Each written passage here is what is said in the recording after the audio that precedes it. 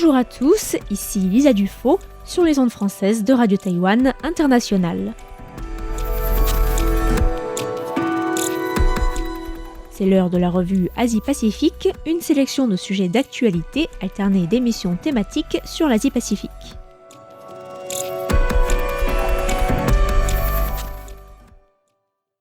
Bonjour à tous et bienvenue dans la revue Asie-Pacifique de cette semaine. Dans la revue de presse de ce mardi 28 juillet, je vous propose de nous rendre tout d'abord au Bangladesh où la Cour suprême a annoncé une décision qui pourrait apaiser les revendications des grandes manifestations qui ont été violemment réprimées la semaine dernière dans le pays.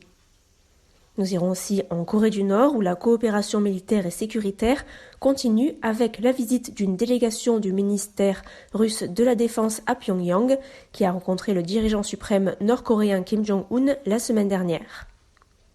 Vietnam ensuite où le numéro 1 de l'État, le chef du parti communiste vietnamien Nguyen Phu Trong, est décédé à l'âge de 80 ans des suites d'une maladie. Et enfin, nous finirons ce petit tour de l'Asie-Pacifique, dans le Pacifique justement, avec la récente rencontre des leaders du Forum des îles du Pacifique à Tokyo, où ont notamment été évoquées les questions du plan de rejet des eaux contaminées de la centrale nucléaire de Fukushima et de la situation en Kanaki, Nouvelle-Guinée. La Cour suprême du Bangladesh a prononcé dimanche un jugement annonçant la suppression de 93% des quotas d'admission pour les emplois de la fonction publique. Le sujet des quotas, pour ces postes qui sont particulièrement prisés par la population, est au cœur d'un mouvement de contestation lancé par des étudiants qui se révoltent contre ce système perçu comme favorisant l'accès à des postes à responsabilité pour les personnes proches du pouvoir. RFI a indiqué que ce système était, je cite, une source importante de ressentiment parmi les jeunes diplômés qui sont confrontés à une grave crise. Les manifestations contre les quotas d'admission se sont multipliées depuis début juillet et les forces de l'ordre ont tiré à balles réelles sur des manifestants, faisant au moins 151 morts selon les chiffres indiqués par l'agence France Presse. Un couvre-feu a été instauré, les universités ont été fermées et une coupure d'Internet a été mise en place. Le jugement de la Cour suprême a donc fait supprimer 93% de ces quotas, laissant donc 7% réservés à certaines catégories de la population, notamment 5% aux enfants de vétérans de la guerre d'indépendance. Le reste sera donc ouvert aux autres candidats, en théorie sur la seule base du mérite. Il faut savoir que ce système des quotas avait d'abord été abandonné en 2018 par le gouvernement de l'actuel Premier ministre Sheikh Hasina, mais a été réintroduit récemment suite à une décision de justice en juin dernier. C'est cette décision qui est à l'origine des manifestations actuelles qui ont été durement réprimées par les forces de l'ordre. Une bonne partie des manifestants réclament non plus la fin des quotas, mais le départ de la chef du gouvernement qui a fait opérer au Bangladesh un virage autoritaire au cours de ces dernières années. Pas sûr donc que cette annonce suffise à désamorcer la colère des manifestants. La première ministre a notamment alimenté les tensions en accusant les manifestants de collaborer avec le Pakistan. Le haut-commissaire de l'ONU aux droits de l'homme, Volker Türk, s'est dit profondément préoccupé par les attaques contre les manifestations étudiantes qui sont particulièrement choquantes et inacceptables selon ses mots. Le haut-commissaire a appelé à des enquêtes impartiales sur les violences et au dialogue pour trouver des solutions aux défis que rencontre la jeunesse face à la croissance et au développement. Le dirigeant suprême nord-coréen a reçu jeudi dernier à Pyongyang le vice-ministre russe de la Défense, Alexei Krivorushko, à la tête d'une délégation en visite dans la capitale nord-coréenne. L'agence de presse d'État nord-coréenne KCNA a indiqué vendredi que Kim Jong-un et son interlocuteur russe avaient discuté, je cite, de l'importance et de la nécessité de la coopération militaire afin de défendre les intérêts mutuels en matière de défense. Parmi les sujets abordés, la guerre en Ukraine, dans laquelle la Corée du Nord, isolée sur la scène internationale mais soutenue économiquement et militairement, entre autres par la Russie de Poutine, soutient en retour Moscou et ses positions militaires et diplomatiques.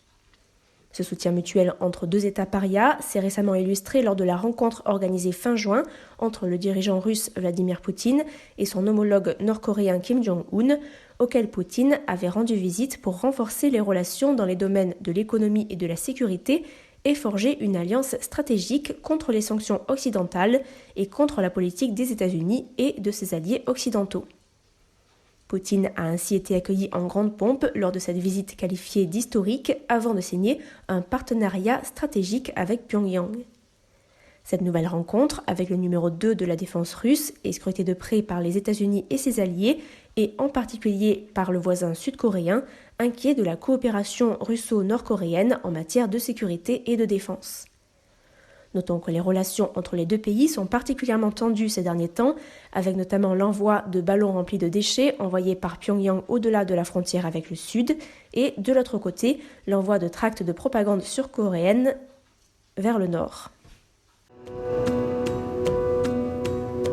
Les médias locaux vietnamiens ont appris vendredi dernier le décès du secrétaire général du Parti communiste vietnamien, Nguyen Phu Trong, à l'âge de 80 ans.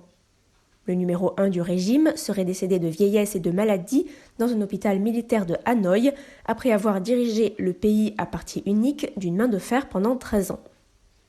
2 jours de deuil national ont été décrétés en son hommage, les 25 et 26 juillet, pour les funérailles qui se tiendront dans la capitale vietnamienne. Le Parti communiste vietnamien a regretté, je cite, « une perte énorme pour le parti, le peuple et sa famille ». Il faut savoir que le dirigeant était malade depuis un certain temps et qu'il n'avait fait que très peu d'apparitions publiques depuis janvier, mois pendant lequel s'est tenue une session extraordinaire de l'Assemblée nationale. Pendant ces 13 années à la tête du Parti communiste vietnamien, Nguyen a mené une vaste campagne de lutte contre la fraude et la corruption surnommée « Fournaise ardente », mise en place en 2016, qui a été marquée par l'arrestation d'officiers et de cadres du parti et de l'État, mais aussi d'entrepreneurs et d'industriels, mais qui sert aussi à des fins de purge politique. Ainsi, en mars dernier, le Parlement vietnamien avait approuvé, dans le cadre de cette campagne, la démission du président Vo Van Thuong, après seulement 1 an de mandat, sans qu'aucun détail sur la nature des faits qui lui étaient reprochés ne soit diffusé. Toujours sur le plan national, le règne de Nguyen s'est illustré par une forte répression politique des dissidents et des défenseurs des droits humains et civiques, et notamment des syndicats indépendants, des militants écologistes et des groupes religieux indépendants. L'ONG Human Rights Watch indique par exemple que 160 personnes sont actuellement détenues au Vietnam pour avoir exercé des droits politiques et civiques fondamentaux. La nomination en mai dernier de l'ancien chef de la sécurité publique, la police politique vietnamienne, au poste de président du pays, laisse penser que cette politique répressive devrait se poursuivre après la mort de Nguyen. Sur le plan international, le numéro 1 du Parti communiste vietnamien était connu pour sa politique dite du bambou, une diplomatie souple et pragmatique qui consiste à maintenir le dialogue avec tous les acteurs. Ainsi, Nguyen rencontrait aussi bien Vladimir Poutine, qu'il a reçu à Hanoï en juin dernier dans le cadre d'un renforcement de la coopération militaire avec la Russie, que le président américain Joe Biden en visite au Vietnam en 2023. Les leaders du Forum des îles du Pacifique se sont réunis la semaine dernière à Tokyo, rencontre au terme de laquelle un consensus a été atteint jeudi au sujet du plan japonais de rejet des eaux contaminées et traitées de la centrale nucléaire de Fukushima suite à la catastrophe survenue suite au séisme et au tsunami en 2011. Depuis la mise sur pied d'un plan de rejet proposé par TEPCO, la question du rejet de ces eaux contaminées demeurait un point de désaccord important entre les nations insulaires du Pacifique, dont la santé, l'économie et la survie sont étroitement liées à l'océan, à la qualité de l'eau et aux ressources marines, et le gouvernement japonais, dont le plan de rejet a débuté en août 2023 et doit s'étaler sur plusieurs décennies. Le Premier ministre Fumio Kishida a assuré que le rejet se faisait, je cite, « en accord avec les standards et pratiques internationaux de sécurité et que le Japon continuerait de travailler étroitement avec l'Agence internationale de l'énergie atomique ». Les pays du Pacifique, réunis à Tokyo sous la direction de Mark Brown, Premier ministre des îles Cook, qui assure en ce moment la présidence tournante du forum, ont insisté sur l'importance de protéger la santé, l'environnement et les ressources marines du Pacifique, mais aussi sur la nécessité de transparence de la part du Japon. Autre sujet de taille abordé lors de la rencontre, la situation en Kanaki, Nouvelle-Calédonie. Les membres du groupe Fer de lance mélanésien, un bloc sous-régional du forum constitué des nations mélanésiennes et qui comprend les Fidji, la Papouasie-Nouvelle-Guinée, les Salomon et le Vanuatu, mais aussi le FLNKS, le Front de libération nationale kanak et socialiste, se sont réunis en marge du sommet pour évoquer la situation en Kanaki, Nouvelle-Calédonie, qui en est à sa 11e semaine de violence et de blocage. Le groupe Fer de Lance mélanésien a publié un communiqué où ses membres se disent préoccupés par la situation sécuritaire et engagés en faveur de la décolonisation et de l'exercice libre et juste du droit à l'autodétermination pour le peuple autochtone de Kanaki Nouvelle-Calédonie, tel qu'il est inscrit dans la Charte des Nations Unies. Les nations mélanésiennes ont aussi déclaré, je cite, « regretter les récents événements en Nouvelle-Calédonie qui se sont produits après l'adoption par l'Assemblée nationale française de la loi constitutionnelle du 13 mai 2024 visant à dégeler le corps électoral pour les élections provinciales en Nouvelle-Calédonie, précipitant le carnage qui a suivi. » Elle s'oppose, toujours selon le communiqué, à la militarisation de la Nouvelle-Calédonie observée depuis le 13 mai, qui pourrait, toujours selon le groupe, mettre à mal une résolution pacifique de la situation sur place. Enfin, les 4 premiers ministres du groupe ont qualifié la gestion par la France du processus de décolonisation en Nouvelle-Calédonie illégitime, nulle et non avenue. À l'issue de la rencontre des leaders du forum, son président Mark Brown s'est adressé aux journalistes et a déclaré que le Forum des îles du Pacifique avait des préoccupations similaires. Il a rappelé que le 3e référendum organisé en Nouvelle-Calédonie avait été boycotté par la population kanak en raison des impacts du Covid-19 et du respect de la période de deuil. Mark Brown a aussi annoncé que le Forum des îles du Pacifique espérait envoyer une délégation de haut niveau en Nouvelle-Calédonie pour enquêter sur la crise politique actuelle avant la prochaine réunion du Forum qui doit se tenir en août sur l'archipel des Tonga. Cette délégation serait dirigée par le Premier ministre des Fidji, Sitiveni Rabuka, qui a déjà annoncé sa participation à cette mission, qui doit également comprendre, si elle se concrétise, les leaders des Tonga, des îles Cook et des îles Salomon.